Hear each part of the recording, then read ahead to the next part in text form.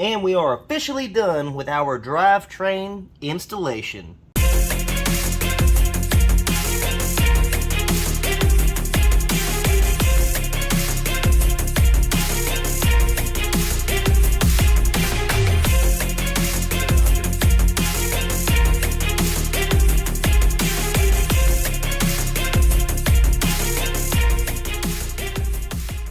Hey, what's up guys, and welcome back to the channel. I'm excited to say I'm finally getting back on the Mustang. It has been about 3 months almost since I've touched this car.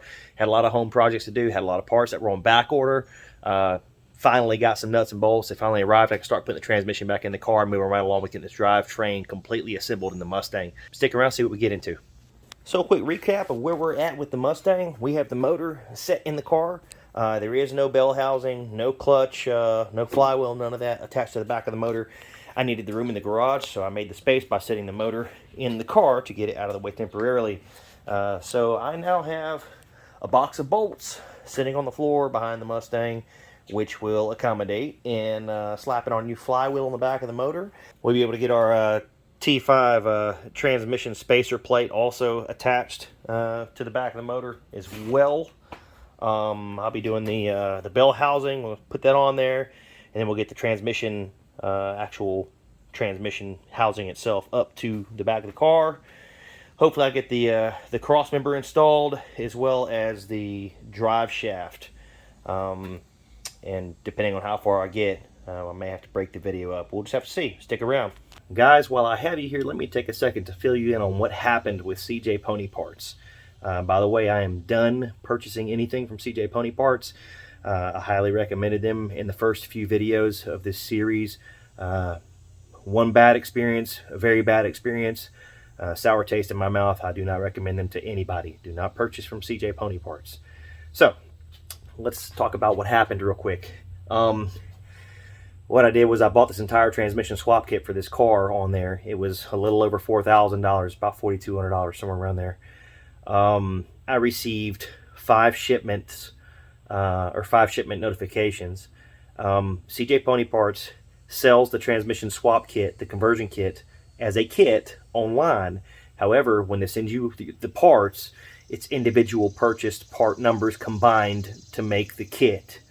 So I received 5 boxes over the course of 2 months. And after about 2 months, because I was still missing parts, I figured they were still back ordered due to COVID and whatever else. So I go online to check out the purchase history to see what was going on with that. When I check it out online, it shows that all the items were delivered. It was showing 2 minor little pieces that were back ordered, and in the shipments that showed had arrived containing all these parts, I went and opened up all the boxes and started inventorying everything, because you're talking about a lot of parts. There's 30 individual pieces to make this thing work. And come to find out, I was missing about, I don't know, I guess like 8 parts, 8 items, packages of items, whether it be a package of bolts or, a linkage piece or, something, a speedometer, gear, whatever. I was missing like 8 total items. So I reached out to CJ Pony Parts and I said, hey, I'm missing these parts. By the way, you can't get through to them at all on the phone. They don't answer the phone. You're on hold for hours at a time. I called multiple times, multiple different days, hours, all that. Nothing. It asked you to put in your information for a callback. They never called me back. I come back and went online to use the live chat. You get on the chat box and they never respond. Or it says all of our representatives are busy. So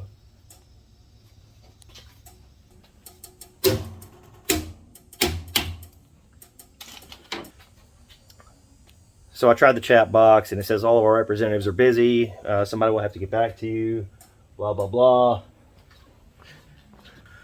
So I tried the chat option and it says that all of our representatives are busy. All right.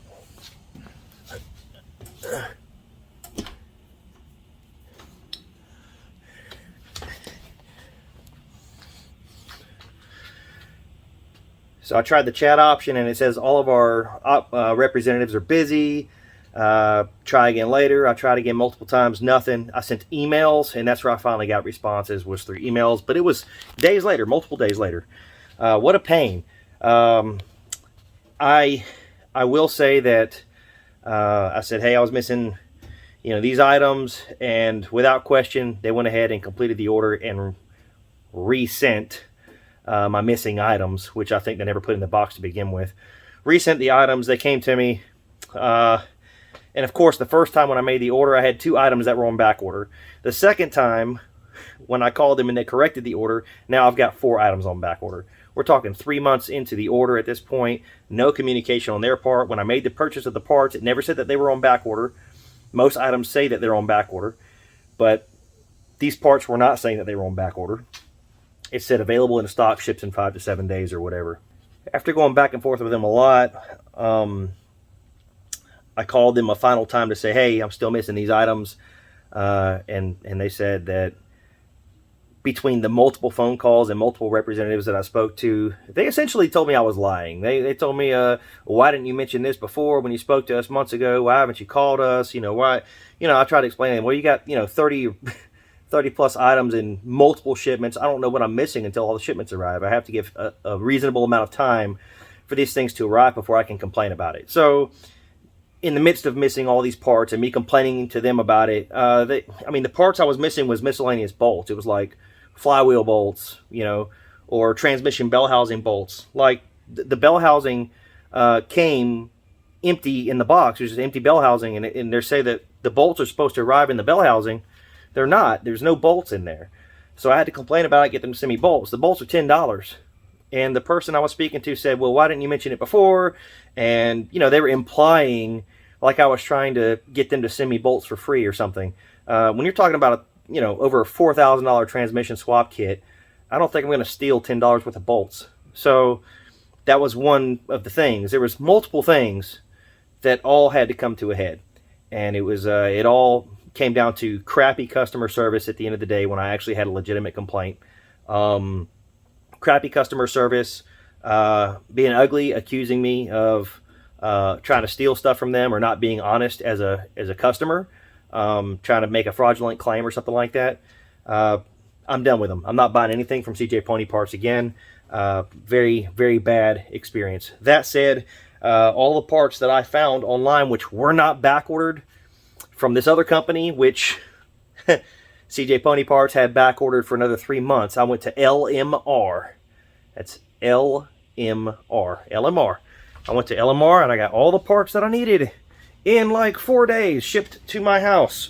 So, again, LMR, that's late model restoration.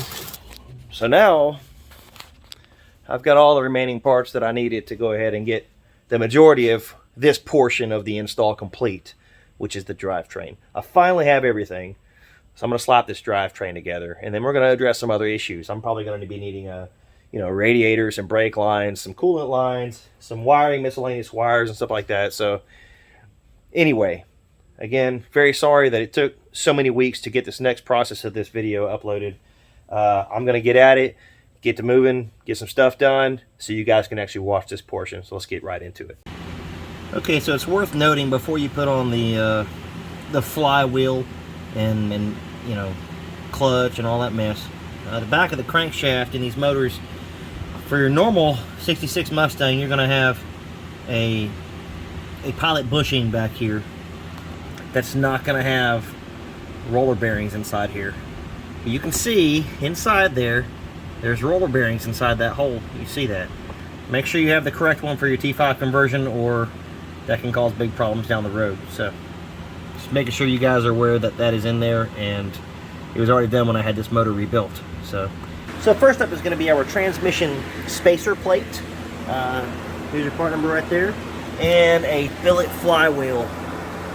There's your part number there. That is specifically for a T5 conversion for a Mustang with a 302 early model Mustang. Also have ARP hardware. If there's any confusion, there's your part number there for that as well. So this is our new clutch. It is a spec stage 3. Part number is SF481.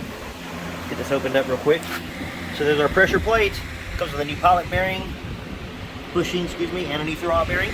Also comes with the new spec material, the friction material there, friction plate.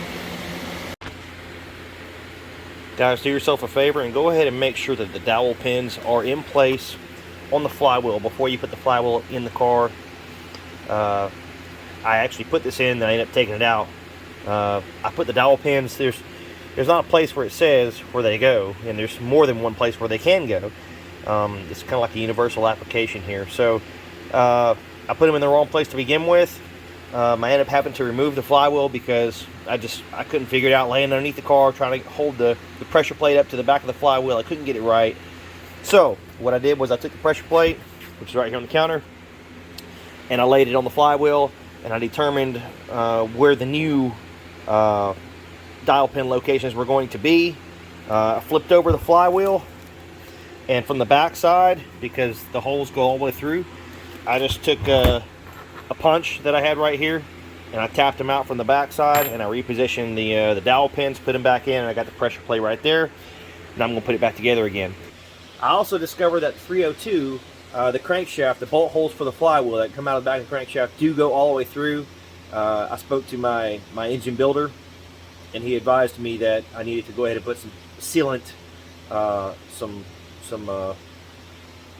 RTV, some silicone sealant on the bolts as I put them in also, to ensure that those holes don't leak once it's tight. So boom, got some ultra black Permatex there.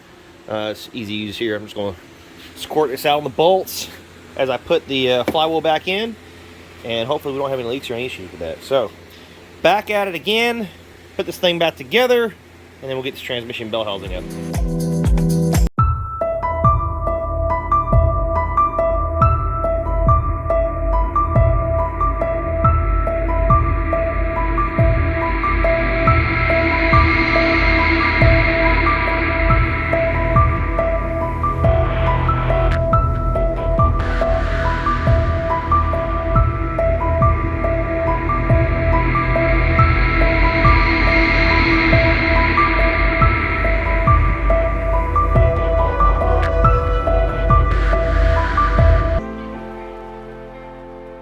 Okay, so that was fun. I have the flywheel bolts installed and torqued to 85 foot-pounds torque as per ARP's torque specs. It's worth noting the bolt pattern on that flywheel has two bolt holes that are slightly closer than the rest of the pattern due to being a counterbalanced flywheel.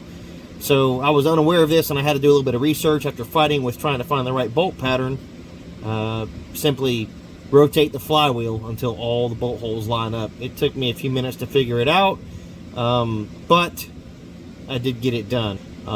Ready to rock. I've cleaned off the surface here with some parts cleaner and wiped it down with a terry towel, and now I'm going to go ahead and get this clutch and pressure plate mounted up.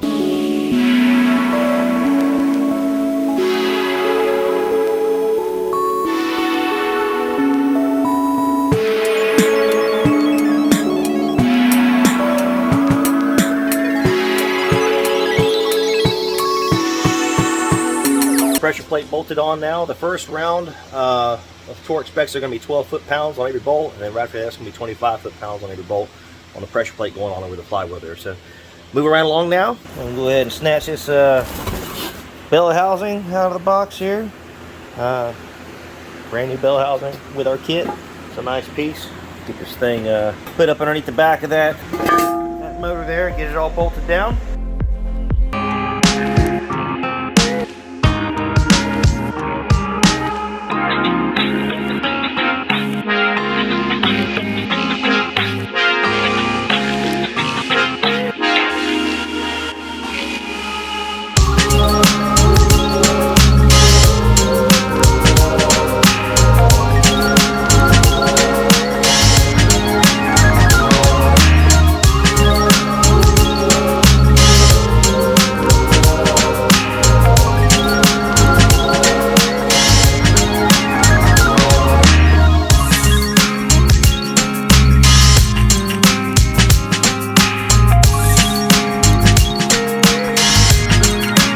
T5 transmission out of the box here, taking a look at it real quick, getting ready to bolt it up.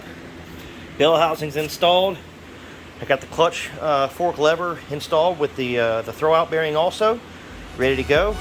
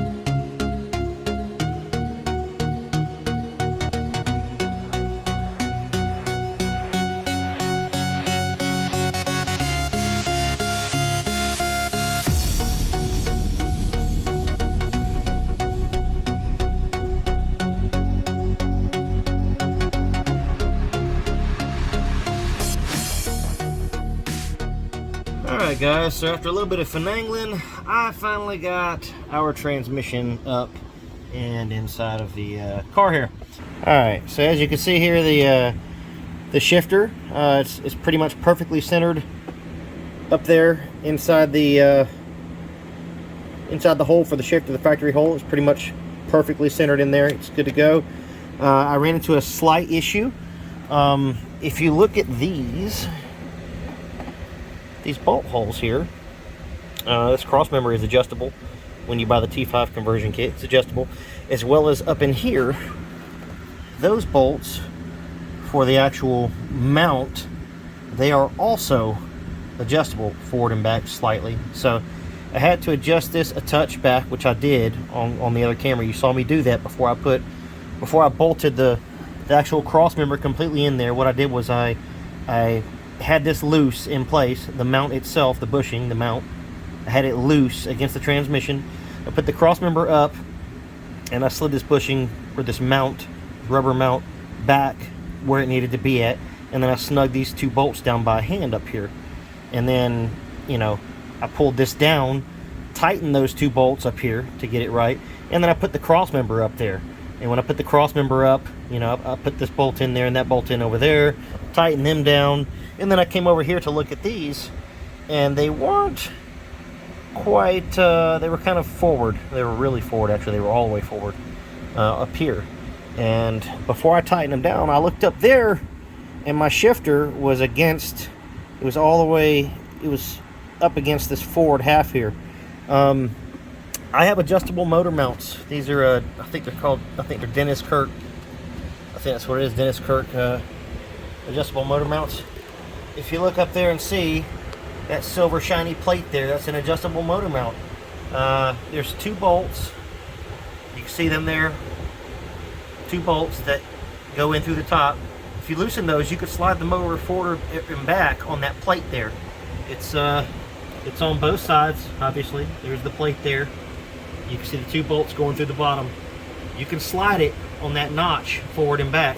So I came back here and I put a jack underneath the tail housing here. Actually, I put it up here, and I lifted it up off of this cross member. I had these bolts loosened right here, and I lifted it up. I had about a 1/4 inch gap right there, and then I walked it to the front of the motor.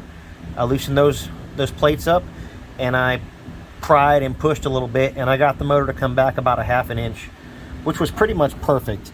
So now we are perfectly centered inside of our shifter housing there, up inside that hole that goes into the car. And I've come back and I've tightened down these bolts, and I've tightened down the motor mount bolts again. So I am officially done with the drivetrain. I guess we'll call this the drivetrain, the motor and transmission going in. So my next step now, I got to get this, I'm going to have to get this yoke. I believe it comes with an aftermarket yoke. I'm going to go and look here, but I got to get a yoke replaced on the drive shaft, and get the drive shaft put in. Get this piece put in right here, and we'll be good to go with that. So we all know I like shiny parts just as much as the next person. Here is our brand new drive shaft. Looks like a nice piece. I've got the caps removed off of this end right here. There's our brand new yoke laying beside it, and this one still has the caps on the end right here, both sides, and there's our retaining clips. I'm going to go ahead and get this drive shaft picked up. I'm going to lay the end of it on this block right here. That way I don't mess up the end or get any gunk or anything like that on the end of it. I'm going to lay it into this vise right here, and I'm going to get these caps pressed on here.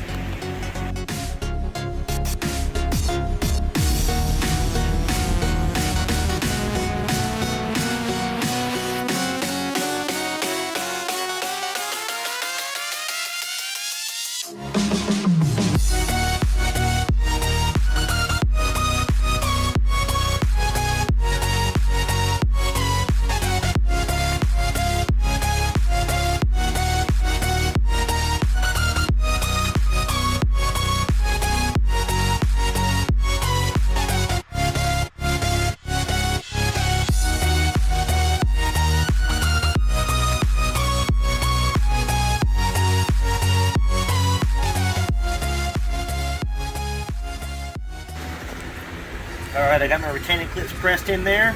Both sides, it looks pretty good. I'm going to take this drive shaft, slide underneath the car, and get this thing put in.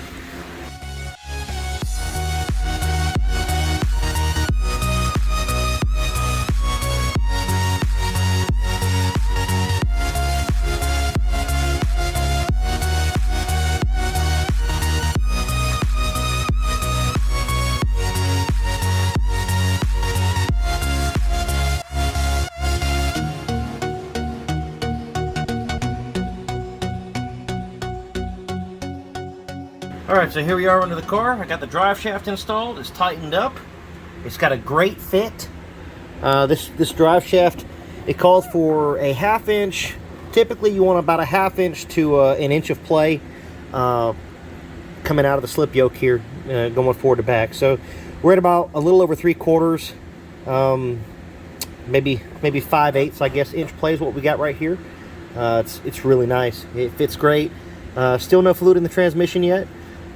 I'm not going to put the shifter on yet because I'm going to be holding off to put fluid in there and stuff.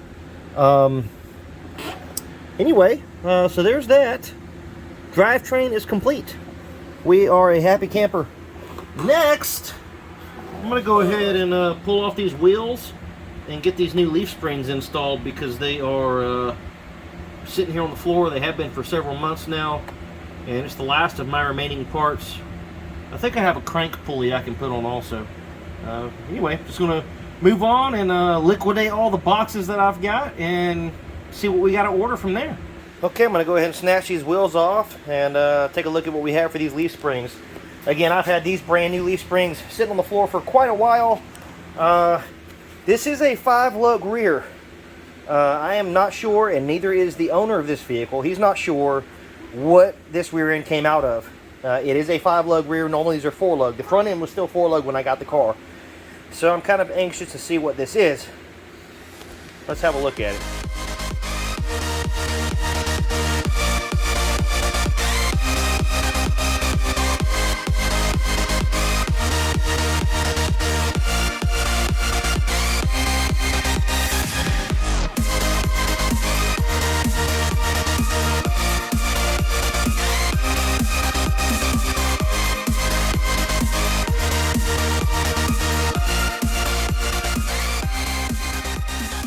Alright, so now we have our brand new U-bolts here.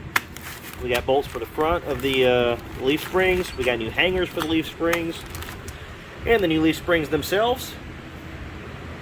I have the passenger side completely removed. Some old rusty stuff in here. Get this shock pulled out of here, and I'll go ahead and drop this new shock in. Look at this. Got brand new KYB shocks. Put these in here. Get moving along.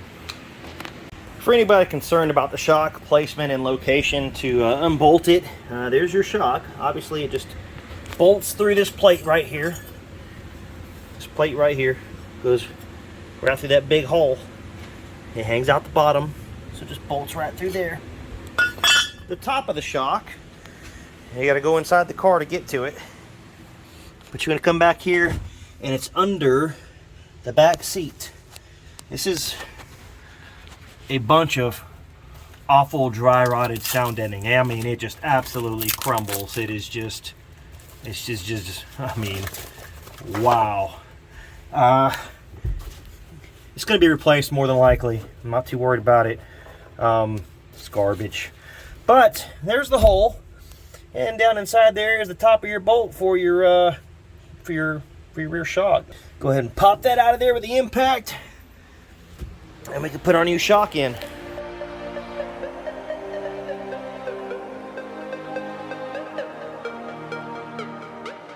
All right, for quick reference, when installing these shocks, you want to slide a washer on first, and then slide the bushing on. Make sure the curved part of the washer is on the bottom side, and the concave parts up here. This bushing sits on that. I'm going to take this and insert it up into the back of the car. I'm going to take another bushing and slide it down on top of here, and then take a washer, put on top of that, and then put the nut on top of that. Yeah.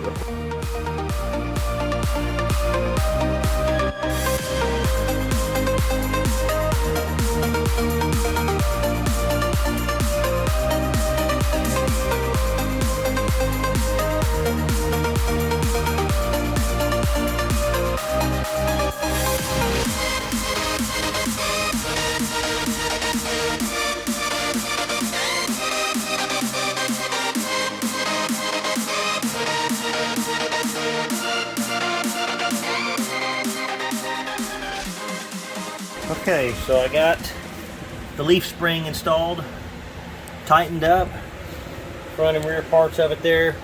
Got the plate, the U-bolt's done, shock is in. Alright, so I got the wheel on here, and now we're next to predicament here. Here's our lug, and there's our wheel studs. A little bit countersunk, yeah. Can't even get that to start. So that means we need to get longer wheel studs. How long, you ask? 3/4 of an inch longer. We need 3/4 of an inch longer. So make a note. Got to order some 3/4 inch longer wheel studs to make this work. Soon, boys. We will see you soon. Something worth mentioning, while installing the U-bolts on this axle, I realized that the factory, or the U-bolts that came with this axle, which is an unknown axle like I've been talking about, they're much bigger than the U-bolts that come with this kit. This kit does not, if you look here, it doesn't, the diameter of the circle fits inside. The exterior from this outside edge to this outside edge fits inside the actual one that was here. So this one is probably a half inch smaller in diameter here, and it does not fit over the axle.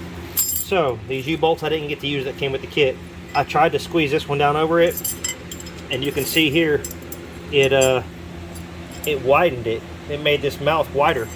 Put that one together with this one. Look how much it bent it. Look at that. It made this that much wider, just trying to force it over, and it was not going to get up in here. So yeah, anyway, couldn't use the U-bolts. Had to use the old rusty crap that was on the car, unfortunately, but it is what it is. So moving on.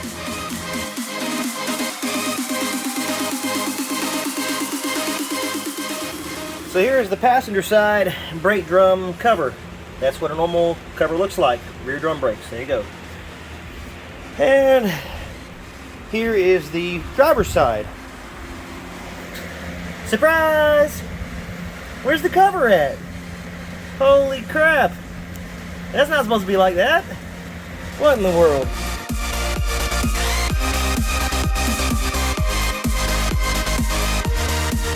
I'm under the driver's side part of the axle. Well, look at these U-bolts. That is wild right there. Stacked up. We got 3 nuts on one U-bolt right there. 3 nuts. You got one there, one there. There's 3 on the front and 3 on the back of the inside U-bolt. That's wild. I don't know why that is.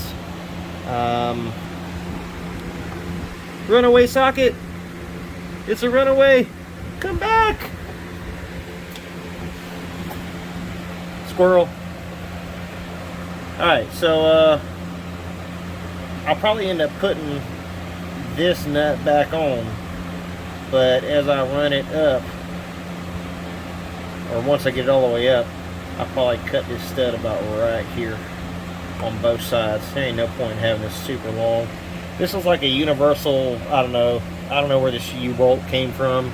It's significantly longer than the ones on the other side, and it's significantly longer than that one. Looks like they just grabbed it because it happened to work.